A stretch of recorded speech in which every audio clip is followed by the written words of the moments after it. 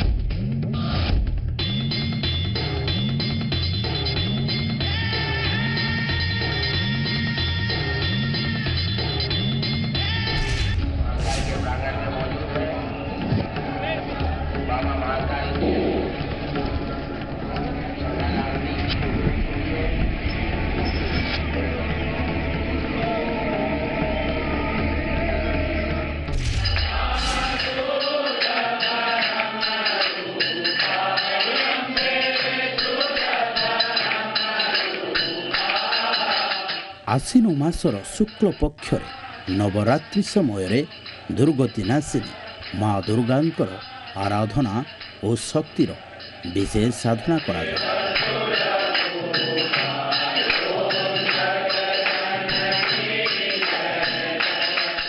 वर्ष को 4 थर नवरात्रि पालन करा जाए।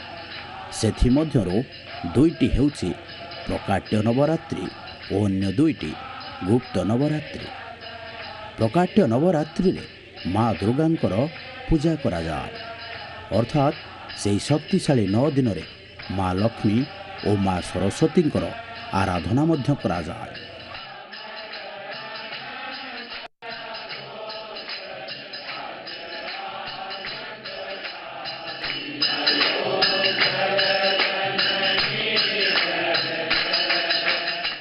माँ दुर्गा हेउछंती सर्वशक्तिशाली सारा जीवन रो समस्त परिस्थितिर मुकाबला करबा पाए माँ को यही सब रूप रे उपासना करा जाए।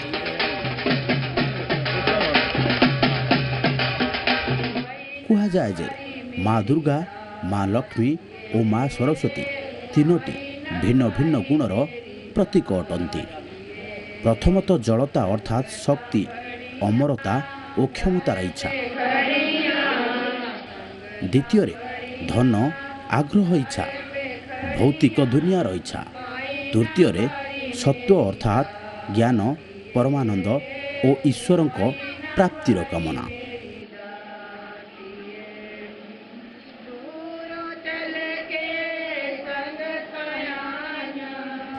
नवरात्रि रे एई तीनोटी गुणर अनुसरण होता है। नवरात्रि शेष हेबा परे 10म दिन रे मोक्षर प्राप्ति करा जाए।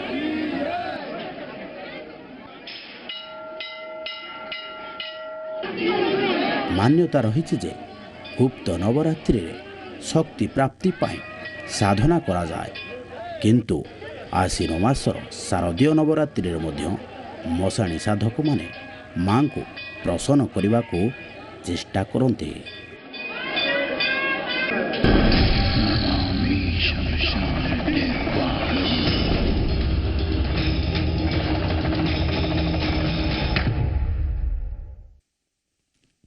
नमस्कार जय महाकाल काल कपाल महाकाल आज अध्याय रे आमे आपण को सेई मशाणी को नहीं जीवो जेउठारे महाकाल कर साधक करिथांती भयावह साधना। कौन दशहरा समय रे भी एई महाकाल साधक तथा मशाणीर अघोरी माने किछि खास साधना करती।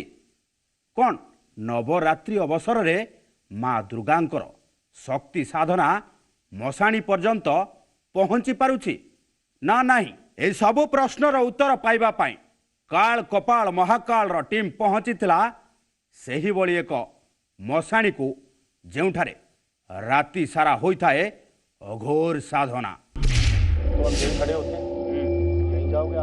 ମଶାଣିର ଏପରି ଏକ ଜାଗାକୁ ଆମେ ପହଞ୍ଚିଥିଲୁ ଯେଉଁଠାରେ ପୂର୍ବରୁ କିଛି ଅଘୋରୀ ବସି ରହିଥିଲେ। ଏହି ସ୍ଥାନରେ ଉତ୍ସବର ବାତାବରଣ ଥିଲା। ରଙ୍ଗ ବେରଙ୍ଗରେ ସଜାଇ ହୋଇଥିବା ଏହି କୁଟିଆରେ ଏକ ଅଦ୍ଭୁତ ଉତ୍ସାହ ଦେଖାଯାଉଥିଲା।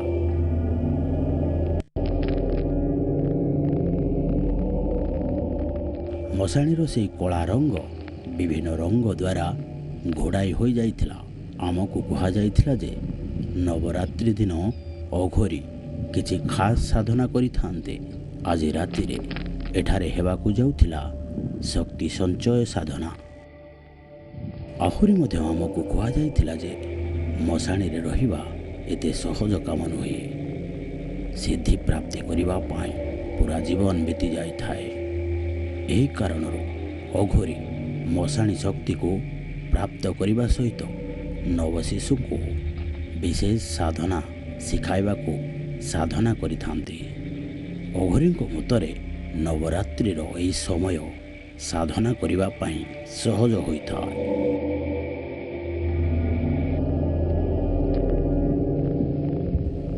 ଶକ୍ତି ସଞ୍ଚୟ ସାଧନା ପାଇଁ ଆଜି ବଡ଼ ନରମୁଣ୍ଡ ଉପରେ ହୋଲି ଲଗାଇ ରଙ୍ଗୀନ କରାଯାଇଥିଲା। ସମ୍ପୂର୍ଣ୍ଣ ବ୍ରହ୍ମାଣ୍ଡର ପ୍ରତୀକ ନରମୁଣ୍ଡକୁ ନେଇ ଅଘୋର କର୍ମକାଣ୍ଡ ଆରମ୍ଭ ହୋଇଯାଇଥିଲା।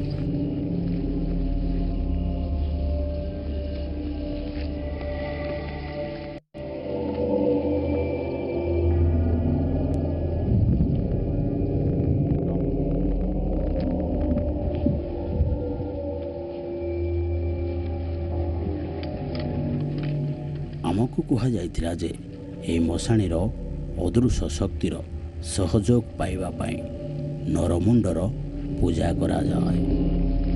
ନବରାତ୍ରି ସମୟରେ ଏଠାରେ ଥିବା ସମସ୍ତ ଅଘୋରୀ ଶାକାହାରୀ ହୋଇଯାଆନ୍ତି।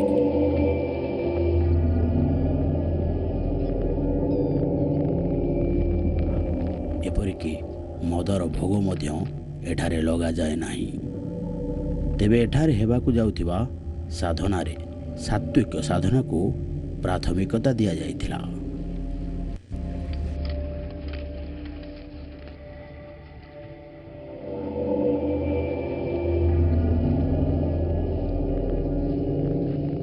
ସାଧାରଣତଃ ଅଘୋରୀ ଏକୁଟିଆ ସାଧନା କରନ୍ତି, କିନ୍ତୁ ନବରାତ୍ରିର ଏହି ପବିତ୍ର ସମୟରେ ସମସ୍ତେ ମିଶି ଶକ୍ତି ସଞ୍ଚୟକୁ ସଫଳ କରିଥାନ୍ତି।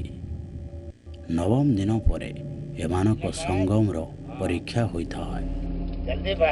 ମଦ ନହେଲା ନାହିଁ, କିନ୍ତୁ ଚିଲମକୁ ଏମାନେ ବ୍ୟବହାର କରନ୍ତି। ଅଘୋରୀଙ୍କ ମତରେ ଏ ନିଆଁ ସବୁ ଜିନିଷକୁ ପବିତ୍ର କରିଦିଏ।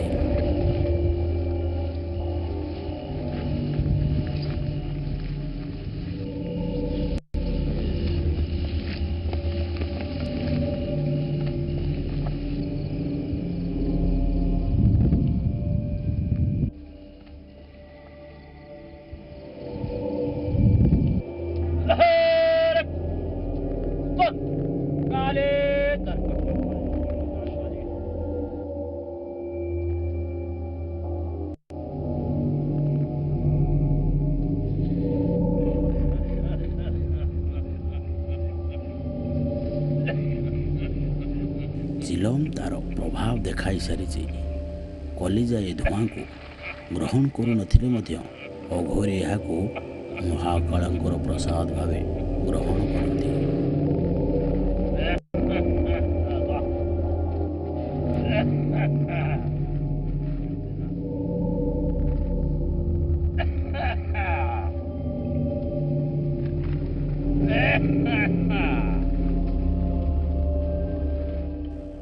ପ୍ରସାଦ ସେବନ ସହିତ ଶକ୍ତି ସଞ୍ଚୟ ସାଧନା ମଧ୍ୟ ଚାଲିଛି।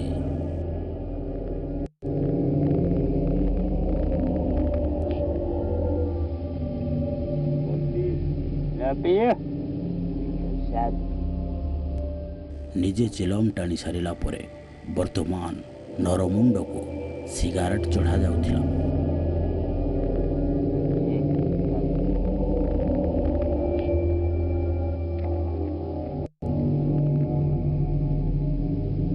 बाबा पीने के लिए।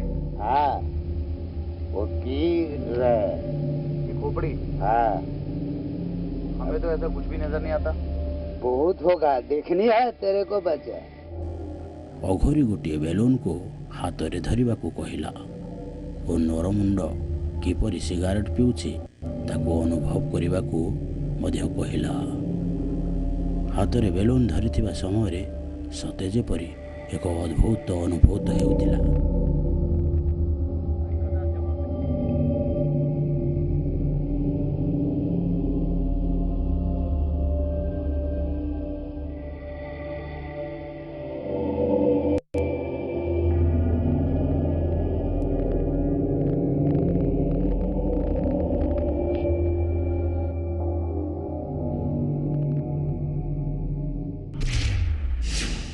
ଏହା କୌଣସି ଚମତ୍କାର ସଦୃଶ ଥିଲା। ଏପରି ଲାଗୁଥିଲା ସତେ ଯେପରି କୌଣସି ଚମତ୍କାର ହେଉଛି। ଆମେ ମଧ୍ୟ ଠିକ୍ ଏଇ କଥା ଭାବିଥିଲୁ, କିନ୍ତୁ ଏଠାରେ କେମିକାଲ ମଧ୍ୟ ବ୍ୟବହାର ହୋଇଥାଇପାରେ। କିନ୍ତୁ ଆମେ ଏ ବିଷୟରେ କିଛି ସ୍ପଷ୍ଟ ଭାବରେ କହିପାରିବୁ ନାହିଁ, କାରଣ ଅଘୋରୀମାନେ ଆମକୁ ବେଲୁନ ସହିତ ଲାଗିବାକୁ ମନା କରିଥିଲେ। ତଥାପି ଆମ ମନରେ ଅନେକ ଗୁଡ଼ାଏ ପ୍ରଶ୍ନ ଥିଲା, ଯାହାର ଉତ୍ତର ଆମେ ହାସଲ କରିବାର ଥିଲା। अघोर संप्रदाय में शमशान का ही इस्तेमाल क्यों होता है? वो सब होता है, उसका नाम है अवघड़ अघोर, इसलिए होता है। इन शमशानों में आप किन की पूजा करते हैं? महाकाल को। महाकाल को पूछते हो आप? हाँ तो आप जो इन सब पार्थिव शक्तियों की बात करते हैं शमशान में रहकर, हाँ इन सब शक्तियों को इकट्ठा कर आप हाँ। इनका क्या प्रयोग करते हैं? दुनिया में आम जनता को काम के लिए हम काम ठान करके दिखाता है बच्चा को। दुनिया में हमारे महाकाल भैरव का नाम रहेगा। ଶକ୍ତି ସଞ୍ଚୟ ସାଧନା ଶାନ୍ତି ଭାବରେ ଚାଲୁଥିଲା। ଅଘୋର ଗୁରୁ ନିଜ ଶିଷ୍ୟକୁ ସାଧନାର ଶିକ୍ଷା ଦେବା ସମୟକୁ ଆମେ ଅପେକ୍ଷା କରିଥିଲୁ।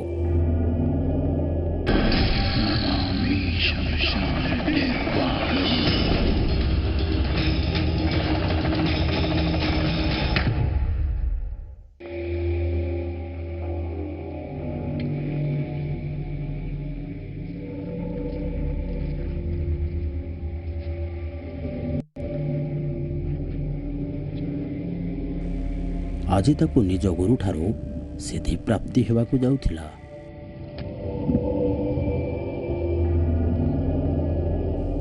କଠିନ ରାସ୍ତା ଦେଇ ଗତି କରି ସରଳ ହେବା ପ୍ରକ୍ରିୟାକୁ ଅଘୋର କୁହାଯାଏ। ମହାକାଳଙ୍କର ଏହି ଭକ୍ତକୁ ପରୀକ୍ଷାରେ ପାସ୍ କରିବାକୁ ପଡ଼ିବ, ଯେଉଁଥିପାଇଁ ତାକୁ ମଶାଣୀକୁ ପ୍ରସନ୍ନ କରିବାକୁ ପଡ଼ିବ। ବର୍ତ୍ତମାନ ପର୍ଯ୍ୟନ୍ତ ଆମେ ଦେଖିଥିବା ସାଧନା ଗୁଡ଼ିକରୁ ବୁଝି ସାରିଥିଲୁ ଯେ ମଶାଣୀକୁ ପ୍ରସନ୍ନ କରିବାକୁ ହେଲେ ମଶାଣୀରେ ଥିବା ଆତ୍ମାକୁ ପ୍ରସନ୍ନ କରିବାକୁ ପଡ଼ିବ।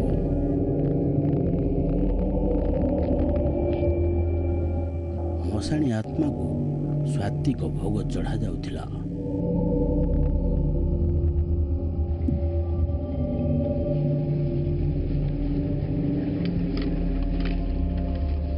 ଆମକୁ କୁହାଯାଇଥିଲା ଯେ ଯଦି କୌଣସି ଚେଲା ଶକ୍ତି ସଞ୍ଚୟ କରିବାକୁ ଚାହୁଁଛି କିମ୍ବା ମଶାଣୀର ଆତ୍ମାକୁ ପ୍ରସନ୍ନ କରିବାକୁ ଚାହୁଁଛି, ତେବେ ତାକୁ ଭକ୍ତିର ସହିତ ଭୋଗ ଚଢ଼ାଇବାକୁ ପଡ଼ିବ। ଏହା ସହିତ ତାକୁ ମହାକାଳଙ୍କର କୃପା ମଧ୍ୟ ପ୍ରାପ୍ତ କରିବାକୁ ପଡ଼ିବ। ଏହି ଶିଷ୍ୟ ସହିତ ଅନ୍ୟ ଅଘୋରୀ ମଧ୍ୟ ଥିଲେ, କିନ୍ତୁ ତାକୁ ଏକୁଟିଆ ହିଁ ଭୋଗ କରିବାର ଥିଲା। ଅଘୋରୀ ଗୁରୁ କହିଥିଲେ ଯେ ଏହି ସାଧନାରେ 4 ଛକିଆ ରାସ୍ତା ଉପରେ ଭୋଗ ଲଗାଯାଏ, କାରଣ ମଶାଣୀର ଶକ୍ତିକୁ ସମାଜ ଉପରେ ପ୍ରୟୋଗ କରିବାର ତାର ରାଣ କେବେ ନ ଭାଙ୍ଗ।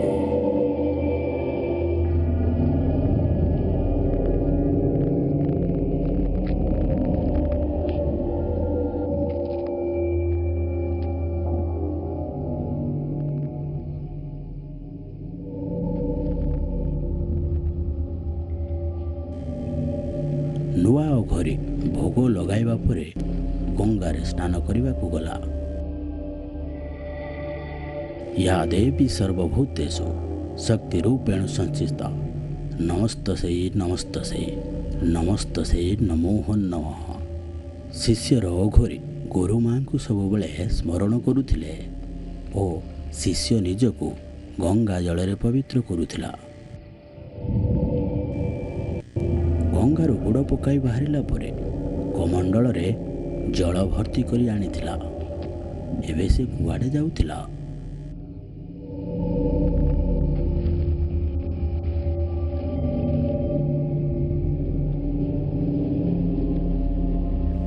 ଚେଲା ଗୋଟିଏ ଚିତାବେଦୀ ଉପରକୁ ଯାଇ ମହାକାଳଙ୍କୁ ଆହ୍ୱାନ କରୁଥିଲା।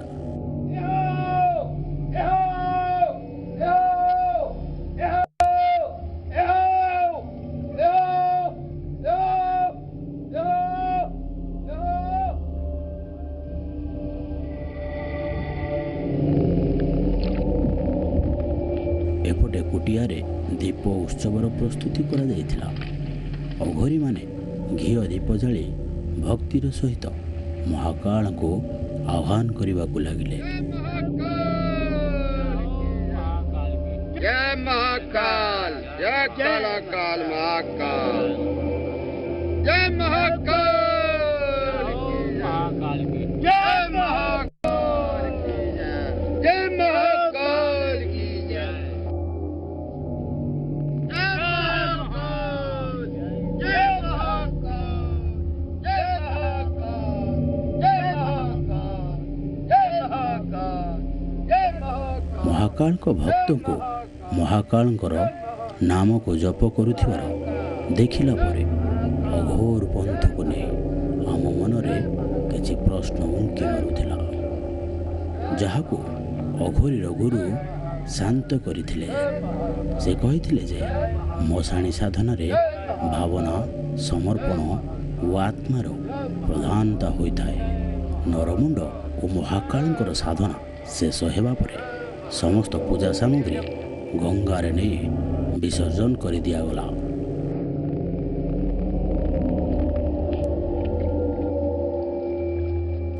ଚେଲାକୁ ସିଦ୍ଧି ପ୍ରାପ୍ତ ହୋଇସାରିଥିଲା। ବର୍ତ୍ତମାନ ଏହି ସିଦ୍ଧିର ପରୀକ୍ଷା କରିବା ବାକି ଥିଲା।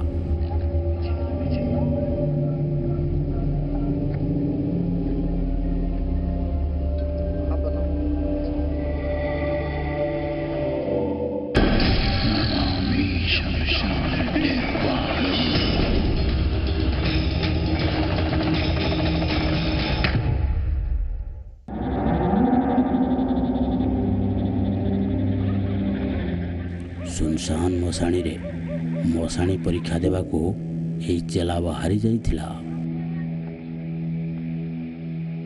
ମଶାଣୀ ପରୀକ୍ଷାର ପ୍ରଥମ ପ୍ରଶ୍ନ ତା ସାମ୍ନାରେ ଥିଲା,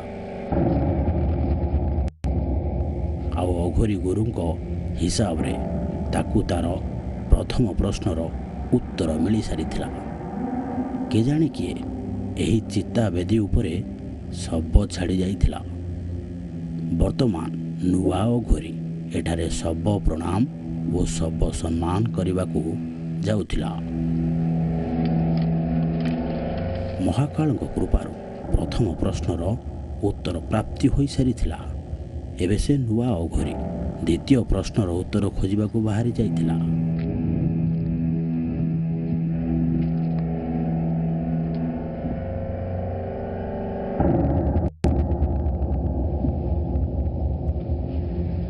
ଏବେ ଏଠାରେ ଏ ମାଟି ଉପରେ କ'ଣ ପ୍ରସ୍ତୁତ କରାଯାଉଥିଲା?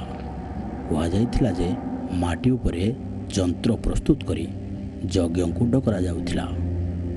ଏପରି ଏକ ଯଜ୍ଞକୁଣ୍ଡ ଯାହାକୁ ନିଆଁ ନୁହେଁ ବରଂ ଗଙ୍ଗା ଜଳ ଦ୍ୱାରା ପ୍ରଜ୍ୱଳିତ କରାଯିବ।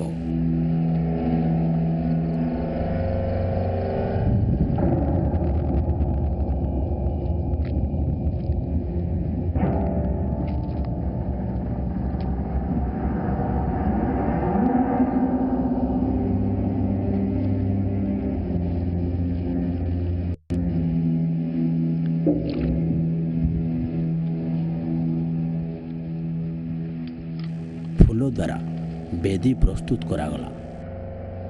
ଓ ହାତରେ ଗଙ୍ଗା ଜଳ ନେଇ ଅଗ୍ନିର ଆହ୍ୱାନ କରାଗଲା। କିନ୍ତୁ ଇଏ କ'ଣ? ଏହି ଅଘୋରୀ ତ ଗଙ୍ଗା ଜଳକୁ ଅଇଁଠା କରି ପୁଣି ଥରେ ଯଜ୍ଞକୁଣ୍ଡରେ ପକାଉଥିଲା। ଅଗ୍ନିଦେବଙ୍କୁ ଡାକିବାର ଏହା କେଉଁ ପ୍ରକାର କ୍ରିୟା?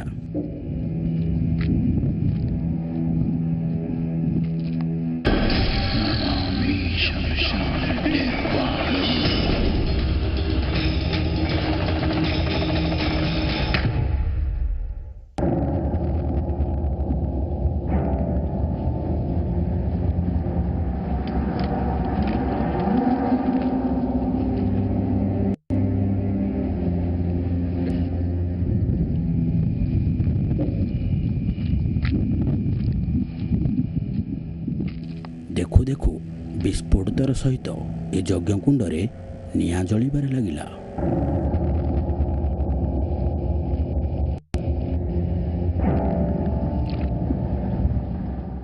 କ'ଣ ବାକି ଯଜ୍ଞକୁଣ୍ଡରେ ମଧ୍ୟ ଏହିଭଳି ଭାବରେ ନିଆଁ ଜଳିବ? ଏହା କୌଣସି କେମିକାଲର କାମ ନୁହେଁ ତ? ଆମେ ପ୍ରଶ୍ନ କରିବାରୁ ଉତ୍ତର ମିଳିଥିଲା ଯେ ସମ୍ପୂର୍ଣ୍ଣ ବ୍ରହ୍ମାଣ୍ଡ ହେଉଛି କେମିକାଲ। କ'ଣ ଭାବନା ପୂଜା ବିହୀନ ହୋଇଥାଏ?